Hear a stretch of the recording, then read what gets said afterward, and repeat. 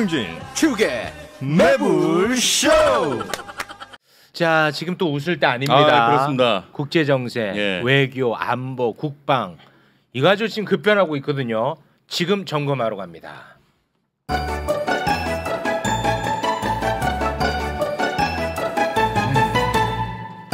세계로 뻗을래요. 자, 한 분 한 분 만나보겠습니다. 오랜만에 와주셨습니다. 섭외하기 참 까다로워. 김준영 교수님 어서 오십시오. 비싸게 굴지도 않는데 자꾸 네. 프레임을 씌우시네. 아, 교수님, 지금 이럴 때 아니잖아요. 아니죠, 당연히 아니죠. 나와서 제대로 우리에게 알려주실 의무가 있죠. 그럼요. 안 불러놓고 불렀다고 얘기해. 안 불렀어? 사기치고 입만 열면 거짓말이. 야, 많이 들었어요. 오늘도 대타로 나온 건 맞거든. 그러니까. 대타 아니에요. 아니요? 아니야. 그게 아니라 그 웃기는 양반 어디 갔어? 왜냐면 오늘 이제 중동 이슈가 오늘은 이제 덜하기 때문에 그러시구나. 대타 아닙니다. 예. 잘렸구나. 잘린 거. 아니 뭐 제작까지 개입하시려고 그래요? 지금 군대도 윗선 개입 의혹이 있어 지금 난린데. 그래요? 김종대 의원님 어서 오십시오. 안녕하십니까. 네. 윗선은 안 되고 옆선은 됩니다. 네. 옆구리 콕콕 찔러요 저는. 네. 뭔 말이야? 좀 멘트를 좀 다듬어 주시기 바랍니다. 네. 고맙습니다. 자, 그리고 한미일 정상회의 이후 중국 관련한 이슈도 굉장히 중요하게 급부상하고 있습니다. 김희교 교수님 어서 오십시오. 반갑습니다. 네, 반갑습니다. 고맙습니다. 자, 본격적으로 한미일 정상회의 그 이유에 대해서 이야기에 앞서서 우리 김종대 의원님 좀 짧게 박정훈 전 수사단장 윗선 개입 의혹 관련해 가지고 뭐 짚어볼 지점이 있을까요? 자, 박정훈 단장에 대한 결재를 왜 뒤집었느냐에 대해서 지금 윗선 개입 의혹이 많이 얘기되고 있는데 이거보다 더 중요한 게 누락된 게 있어요. 자, 박정훈 단장에 대해 가지고 그 이제 항명죄로 잡아놨잖아요. 입건했죠. 예, 입건을 했는데 요거는 아직 공개 안 된 건데 이제 해병대 수사단 해체 작업은 이미 착수됐습니다. 아예 조직 자체를 갈아엎을 겁니다. 그래서 해군으로 통합시키고 앞으로 해병대 수사하지 마. 이거 기본 계획이 지금 수립돼 있어요. 네, 이건 정보 하나 드려요. 조직 자체를 그냥 바꿔버리는 거예요? 군사경찰 자체를 길들여 버려요. 옛날 행안부가 경찰 길들이듯이 똑같은 스토리로 갑니다. 중앙통제 식으로. 그래요? 그래서 군사 경찰 전체가 위기다 지금. 그랬는데 그 지난주에 의미 있는 뉴스가 나온 게 해병대 수사단은 이제 손을 떼고 국방부 조사본부로 이관했잖아요. 그렇습니다. 그때 나온 뉴스가 뭐야? 지난주에 오히려 사단장 혐의가 늘었어. 중간 검토 때, 중간 보고 때, 중간 보고. 오히려 늘었어. 지금까지는 저 과실치사였는데 저기 지휘권은 저 향토사단 육군 54단장한테 있는데 해병 1사단 네가 뭔데 와서 지휘를 해. 너 직권남용. 요제도 얹어. 그때 나가 야 군사경찰 대단하다.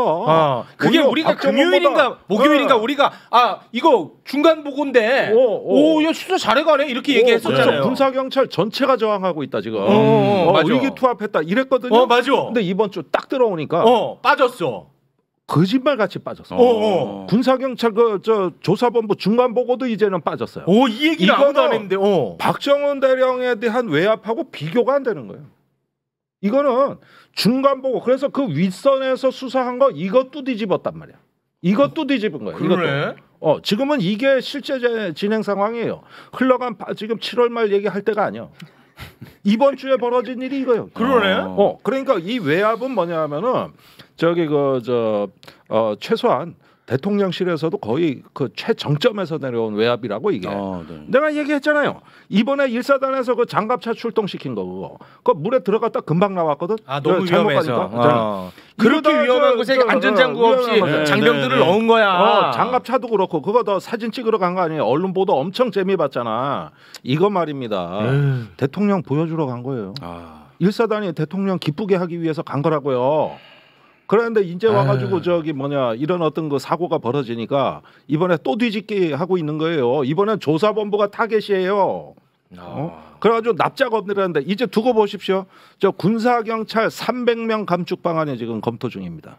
이제 군사 경찰 전체를 이제 아니 근데 그 구조 조정. 의원님 그 보도 안 된 것도 얘기해가지고 이것도 고발로 가는 거 아닐까 아주 제가 우려스럽습니다. 이 보도도 안 된 얘기를 왜 여기서 합니까? 아니 이거는 뭐 개인 의견 뭐 당구장 표시 이런 거 넣지 마요. 왜요? 제가 다 확인하고 온 거예요. 아니야 너 야 자막 넣어라 자막. 야 무조건 넣어라. 이거는 왜냐하면 이 보도가 안 된 얘기야. 자막 넣어 자막. 김종대 실명제로 갑니다. 이름을 넣어버렸어. 이름을 넣었어. 이름을. 김종대. 저는 다 책임집니다. 얼마든지 걸어보세요. 김종대. 제가 누굽니까? 네, 알겠습니다. 군사 경찰이면 헌병 얘기하는 건가요? 헌병이 바뀐 거죠? 헌병이란 말이 없어지고 지금은 군사 경찰, MP, 밀리터리 폴리스.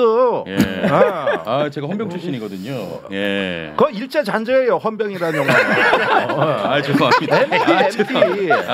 괜히 얘기했다. 의원님, 예. 이렇게 약한 애를 건드려요 또. 만만하죠. 근데 지금 이름 넣는 거 보고 지금 분노 조절이 안 된 거거든요. 알겠습니다. 제가 놓쳤어요. 지난 그러니까. 목요일인가 금요일인가 중간 발표가 있었거든. 그때는 사단장의 혐의가 오히려 더 많아졌고 그때 우리가 뭐라고 얘기했습니까? 이거 봐라. 이렇게 보니까 그 전에 수사단이 수사를 잘했다는 방증 아니냐 이런 얘기까지 했는데 결론을 봤더니 혐의가 빠져 있었어. 사단장이. 그러니까 중간 보고 할 때만 해도 이거 장관한테 다 보고한 거예요. 중간 보고도. 그때 장관 아무 말 없었어요. 또 뒤집히잖아. 또. 알겠습니다. 중요한 부분인데. 알겠어요. 요거는 뭐 요 정도로 정리하겠습니다. 오늘 또 워낙 중요한 이슈가 있다 보니까 한미일 정상회의 그 이유. 자, 이게 뭐 할 얘기가 좀 많이 있을 테니까요. 우리 김준영 교수님이 그냥 주목하는 부분 짚어주시면 될 것 같습니다. 제가 잠이 안 옵니다, 진짜. 그 정도예요? 네, 작년 11월부터 제가 11월에 프롬펜 때 내가 그 소름 끼친다고 얘기했다가 윤상현 의원의 아주 저 사람이 중국 국립외교원장 출신이었다는 얘기를 제가 들었거든요. 그때 아니 중국 사회과학원 원장이라 그러니까 저런 사람이 지난 5년 동안 국립외교원장 했다는 게 소름 끼치다 그 사람이 그렇게 얘기했는데 제가 그때부터 소름 끼치다는 말을 했는데 이번에 사실 그때부터 이어진 게 이번에 제도화에 시동을 걸었거든요. 제도화. 그러니까 이게 이제 신냉전으로 들어가는 거 우린 총알바지가 되는 거다. 대통령이 나와서 지금 거짓말하고 계신다. 왜? 위험이 커졌는데 자꾸 위험이 낮아지고 기회가 높아졌다고 거짓말하는 거예요. 위험이 높아졌다. 위험이 높아진 거죠. 아니 이렇게 얘기했잖아요. 이때까지 전부 다 북한 위험만 얘기를 했죠. 그렇습니다. 근데 이제 더 이상 거짓말 못해. 여기서 뭐라 그랬어요? 우리가 예상 못하게 중국과 러시아를 위협과 도전을 같이 지적을 해버렸어요. 명시했어요. 그리고 이제 한미일은 한반도도 벗어나고 인태 전략도 벗어나고 세계로 뻗는다. 뻗을래요. 그러니까 거기에 대해서 굉장히 자긍심이 생겼나 봐요. 그러니까 이게 뭐냐 하면 우리 한반도가 전 세계 화약고나 무기 경쟁의 중심이 된다는 걸 받아들인 거잖아요. 이게 왜 위험이 적어진 거예요. 중국하고 러시아하고 관계가 나빠지는 게 좋아지는 거예요. 왜 상식적으로 얘기해도 다 틀린 말인데 자꾸 더 안전해지고 그러니까요. 사실 그거는 저도 알아듣는 얘기거든요. 그리고 또 동시에 무슨 얘기했어요? 북한이 핵으로도 공격할 수 있다 그랬잖아요. 그게 완전해지는 겁니까? 거짓말을 지금 하고 있다니까. 그러니까 이제 대만에 문제 생겨도 우리는 그걸 가야 되고 우크라이나 문제 생겨도 우리는 가야 되고. 그게 다 기회예요? 그건 위험이죠. 위험이죠. 누가 위험이지. 봐도. 근데 왜 그렇게 호도를 하냐고요. 그거는 사실이니까 북한 견제 관련해서 한국과 미국이 견제하는 것보다 일본 세 개 나라가 합쳐서 견제하면 더 좋은 거 아니냐? 이거는 사실입니까? 거짓말입니다. 왜 그러냐? 예. 좀 무게감 있게 좀 무게감 있게. 네네. 예, 이거는 사실이 아닙니다. 왜죠? 왜냐? 광복절 경축사에서 이 얘기가 시작된 거예요. 우리가 한일 관계, 특히 일본은 북한에 대한 억지력을 제공한다 그랬어요. 경축사에서. 그래가지고 그 근거 중에 하나가 유엔사 후방 기지 7군데가 일본에 있다 그랬어요. 맞아요. 그러면서 일본이 억지력을 제공한다 그랬는데 요게 순전히 억지입니다. 이게 억지예요, 주장이. 그러니까 일본이 왜 도움이 되냐? 그 유엔사 후방 기지에 7개가 있잖아. 그럼 우리한테 얼마나 큰 힘이 되냐 이거거든. 근데 그게 억지다. 왜냐? 일본이 한 건 땅 빌려준 거밖에 없어요. 누구한테? 유엔사에? 유엔사에 토지 그거 뭐 양해각서 맺고 그 저기 일본의 유엔사 기지에 4개국이 와 있어요. 뭐 영국군도 와 있고 호주군, 캐나다군이 와 있어요. 미군하고 같이 근무를 해요. 그러면 그 나라들하고 각기 주둔군 지휘 협정, 소파 협정 맺어준 거예요. 이게 일본이 한 일의 전부입니다. 그러니까 시설과 항만을 다 내준 거예요. 왜냐하면 일본은 평화헌법 때문에 다른 나라의 억지를 할 수가 없잖아요. 없어요. 그러니까. 그러면은 일본이 유엔사 회원국입니까? 유엔사 회원국에 이름 못 올리죠. 네. 네. 그다음에 저기 전력 제공국이 9개국이 있는데 거기에 이름 올렸습니까? 안 올렸지. 아예 명함도 못 내미는 나라예요. 일본의 공격 미사일이 변변한 게 있습니까? 상륙 부대가 변변한 게 있습니까? 그런데 일본이 억지력을 제공한다는 거는 순전히 억지다. 아무 역할이 없는 건데다 거기에다가 땅 빌려준 거. 그냥 부동산 사업한 거예요. 부동산. 그지 작전 교리를 세웠다거나 같이 공동 작전 계획을 유엔사하고 세웠다거나 뭐 이래서 뭐 역할 책임이 있다면 내 얘기를 안 해. 그거 없어요. 없어요? 없어요. 그러니까 일본을 땅 빌려주면 그게 억지력이라면은 아니 뭐 일본이 뭐 거기가 뭐 양평 고속도로입니까? 뭐 그게 거기서 무슨 고속도로 아니 이게 자, 실언 소리 아까 치고 나오잖아. 실언 소리가 바로 치고 나오시네. 근데 그 거짓말하면 오히려 다행이에요. 문제는 그 거짓말 하는데 저희가 있단 말이에요. 뭐냐? 일본의 재무장과 한반도에 개입할 여건으로 밀고 가기 위해서 그런 거짓말 했을 수도 있는 거예요. 일본의 재무장이 걔네들이 가장 원하는 건데. 그렇죠. 한미일이 그렇게 묶이게 되면 이 전체 무게가 동맹을 또는 준동맹으로 가게 되면 이 자체가 한반도에 개입할 수 있는 여지를 마련해 주는 거예요. 지금은 땅만 빌려줬는데. 그래서 지소미아 다음에 악사라고 있습니다. 악사. 그러니까 군수품 지원 협정이에요. 이게 우리 안보실 1차장이 염원 중에 하나예요. 그리고 미국도 한미일 동맹으로 가는 3단계를 얘기한 적이 있어요. 그게 지소미아 다음에 악사고 악사 다음에 MD예요. 미사일 방어 체제. 그러니까 지금 한미일 군사 미국이 이게 오바마 때 2012년부터 하는 얘기예요. 그게 지금 미국의 꿈이 실현된 거예요. 뉴욕 타임스가 미국의 아시아에 대한 꿈이 실현됐다고 얘기를 하고 맞습니다. 있어요. 그러니까 미국의 꿈도 실현되고 일본의 꿈도 실현되고 우리는 그러니까 얻는 건 있을 거 아니에요. 하나도 없죠. 에이 그러지 마. 망했어요. 망했어요, 아니, 진짜로? 뭐 하나 정도는 있지 않을까요? 자 보십시오. 아베하고 한국하고 관계가 나빴을 때는 우리 한일 관계 개선을 바라지만 일본이 한국을 포기하고 미국만 하고 간다. 그래서 쿼드를 만들었고 호주하고 일본 아이디어잖아요. 호주하고 인도로 가는 거예요. 한국 빼버렸잖아요. 그런데 한국을 포기했는데 미국이 한국을 데리고 온 거예요. 일본은 한국을 포기시키면 우리 받아들인다잖아요. 그러니까 한국을 양보시키고 한국의 무릎을 꿇인 다음에 받아준 거잖아요. 받아주면 뭐가 좋으냐?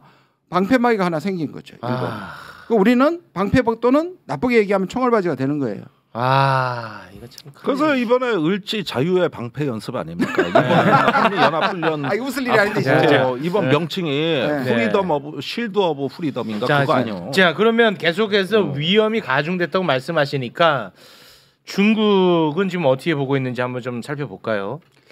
제 친구 중에요.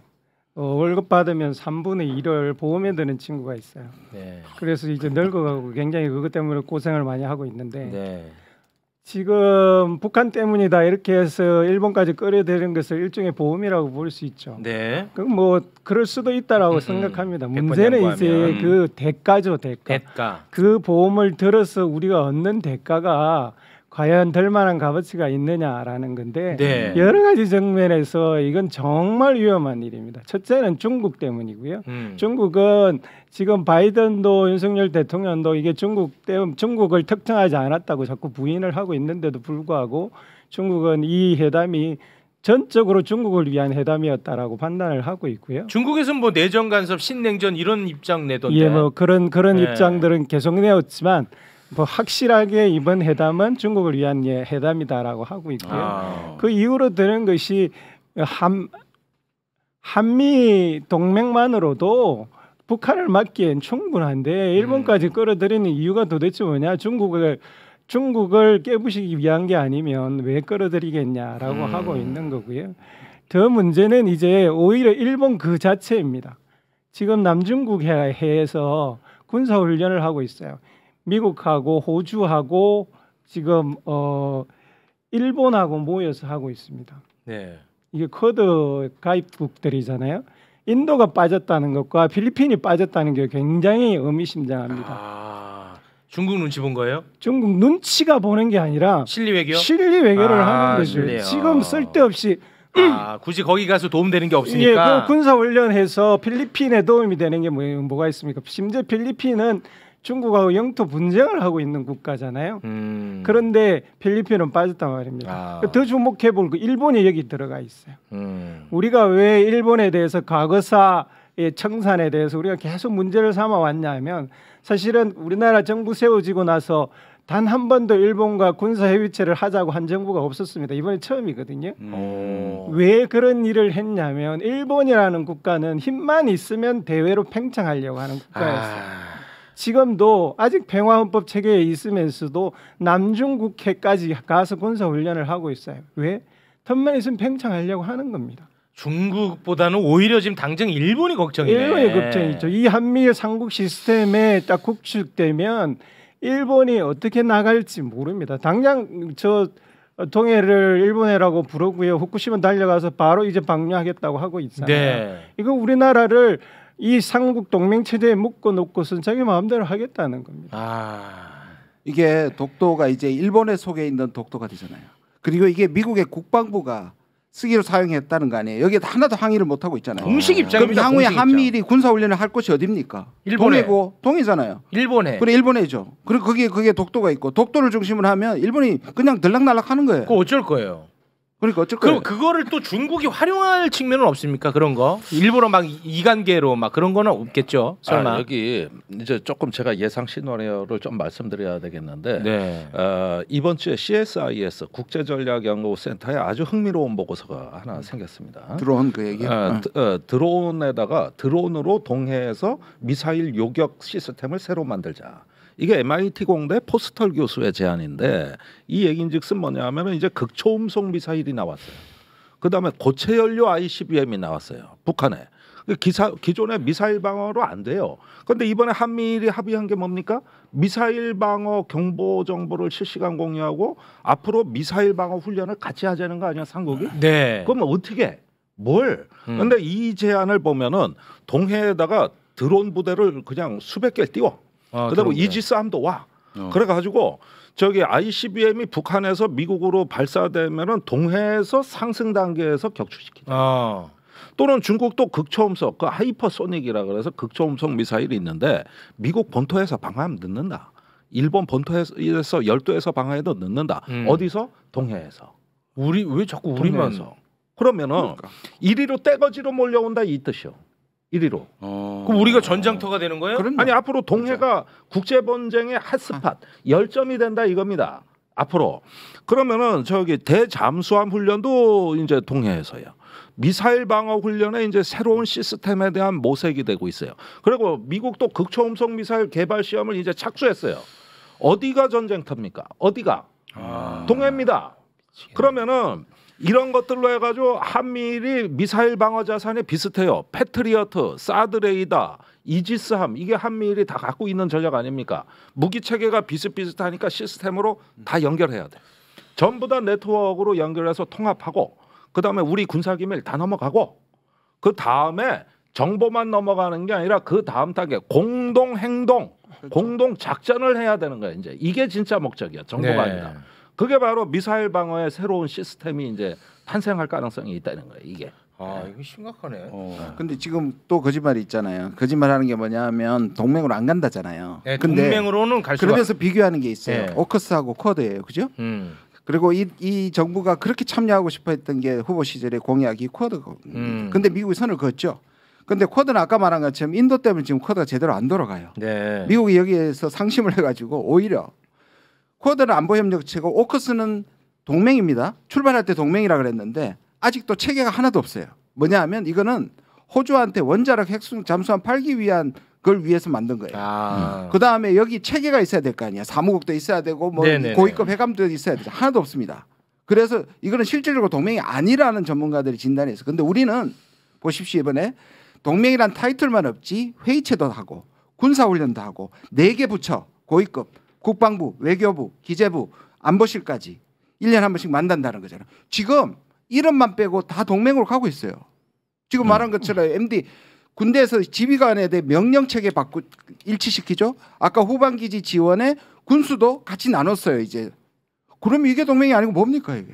아니, 일본이랑 그러니까. 우리가 군사 동맹으로 아니 그거는 좀 미사일 방어 훈련을 같이 하고 정보를 공유하고 대잠수함 훈련을 같이 한다. 여기엔 최고급 데이터와 최고의 군사 기밀을 공유하는 거거든요. 네. 이건 동맹 중에서도 높은 수준의 동맹에서나 가능한 높은 수준의 동맹이에요? 그러니까 이게 한미일 3국 확장 억제 협의체를 처음에 만든다 그랬지 않습니까? 보니까 공동 성명에는 없네.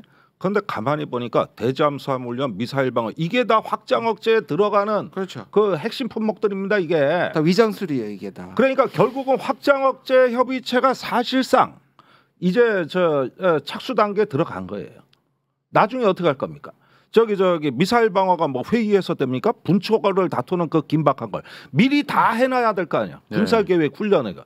하나의 군대처럼 가는 거야. 3군 지휘부 역할을 하는 겁니다. 3군 지휘부 역할을 하는 겁니다. 근데 문제는 저 미국이고 계속 우리는 하부 구조로 계속 앞에 나서는 총알바지가 되는 거예요. 그나마 그래도 좀 다행스러운 거는 중국에서도 요건 지속 가능성은 없다 뭐 이런 식으로 또 얘기하지 않았습니까? 약간 구속력은 좀 없지 않나요? 어떻습니까? 우리가 그나마 좀 다행이죠. 근데 문제는 뭐냐면 미국이 이번에 가장 신경을 썼던 게 비가역이란 말입니다. 처음부터 끝까지 이 말을 커트 캠벌부터 시작해서 계속 얘기한 게 뭐냐면 뒤집지 못하게 CBID 북한에 얘기했을 때 irreversible이란 말이에요. 그러니까 해놓은 것을 정권이 바뀌어서 돌릴 수 없게 만든다는 건데 여기 아킬레스건이 있습니다. 제가 보는 한국하고 일본 못 바꿔요. 그런데 미국은 바꿀 수 있어요. 미국은 또 바꿀 수 있고. 그래서 오히려 트럼프가 되면 바뀝니다. 이건. 다 깨져 그다음에. 이상하게 트럼프가 이상하게 그 나쁜 정치인의 희망으로 떠오르는 역설이. 이 역설입니다. 다행스러운 것은 중국은 아직도 이제 한국 정부와 민간 외교를 최근에 들어와서 따로 분리해서 하려고 하고 있는 점은 다행인 것 같고요. 그럼에도 불구하고 이 문제에 대해서 정부의 정책에 대해서는 강경하게 대응할 것 같습니다. 그래요? 예를 들면요? 아직 대책은 구체적으로 안 나왔는데요. 어쨌든 어떤 형태로든 무역에 대해서는 굉장히 소극적으로 나갈 공산이 굉장히 크고요. 그래요? 또 한편으로는 최근에 단체 관광객 풀어줬잖아요.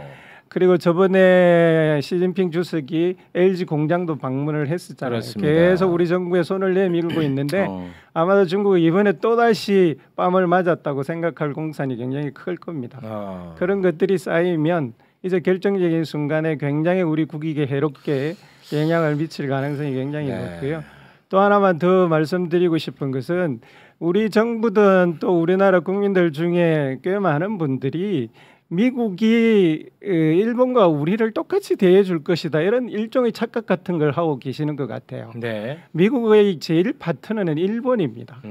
이건 해방 이후에 지금까지 줄곧 그래왔고요. 최근에 어제 동영상에서 기시다 어깨동무하고 가는 게 굉장히 상징적 동영상으로 떠오른 것이 그걸 대표하는 건데 그렇습니다.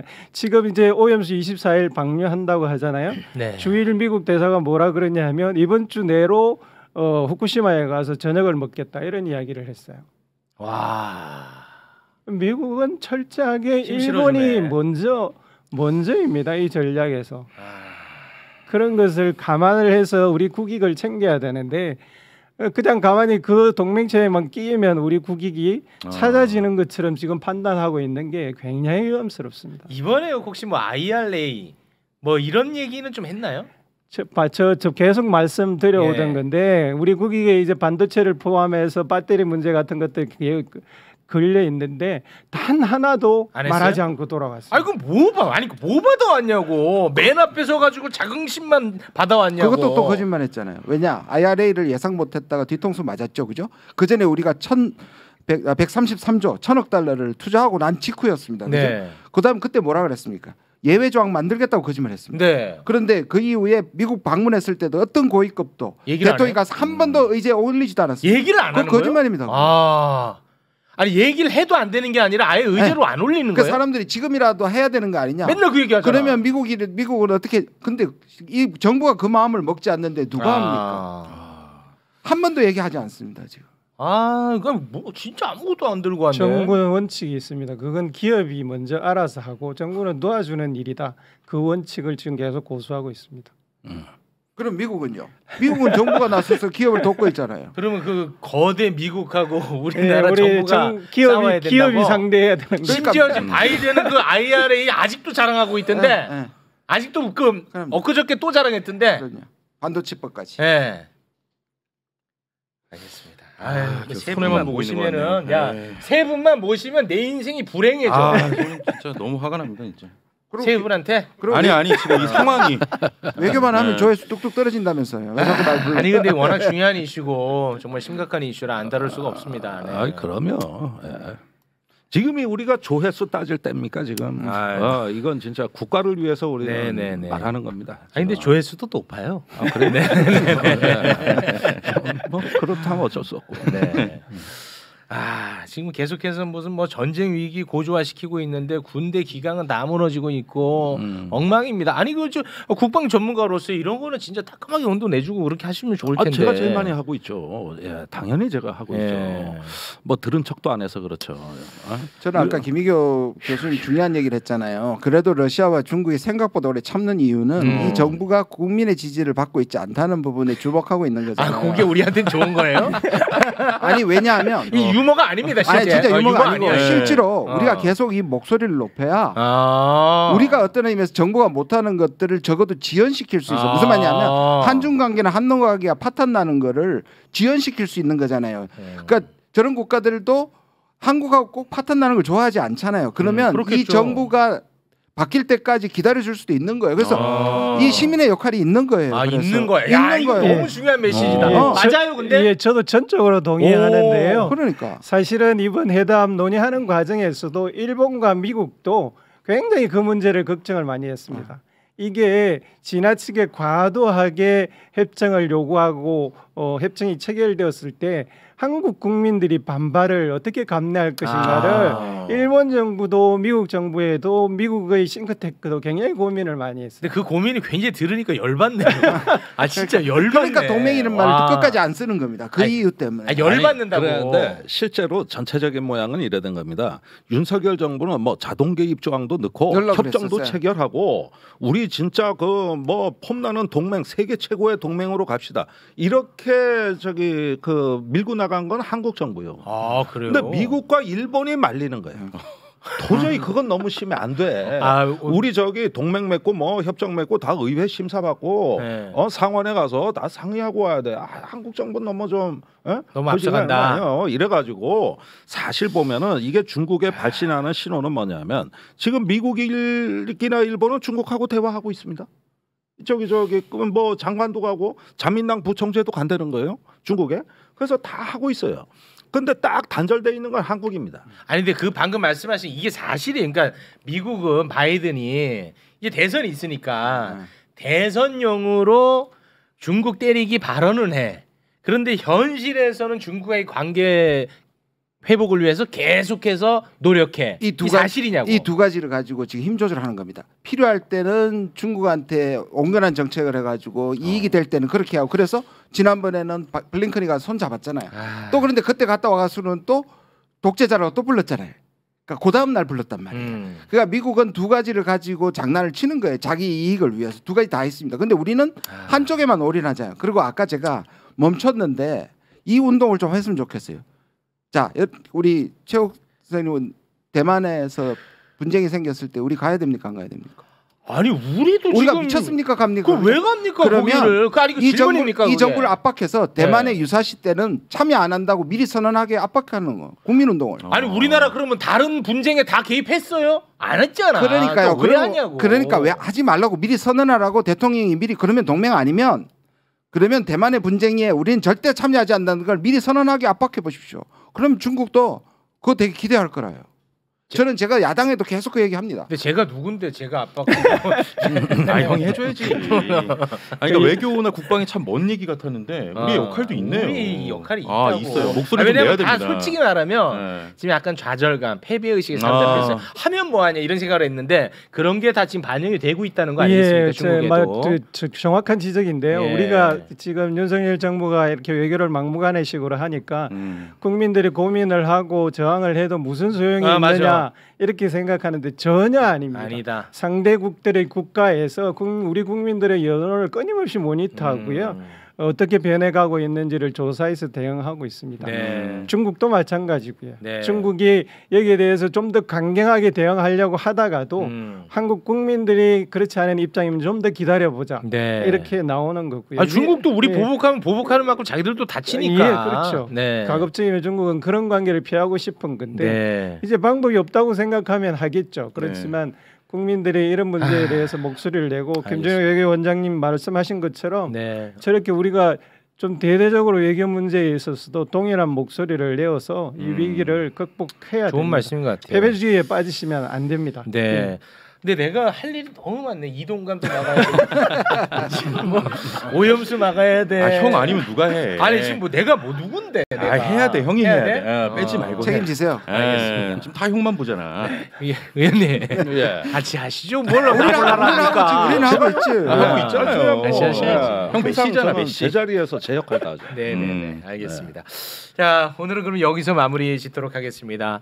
오늘 굉장히 중요한 이슈 다 다뤘고 중요한 이야기 많이 들었습니다. 세 분 진심으로 고맙습니다. 감사합니다. 감사합니다.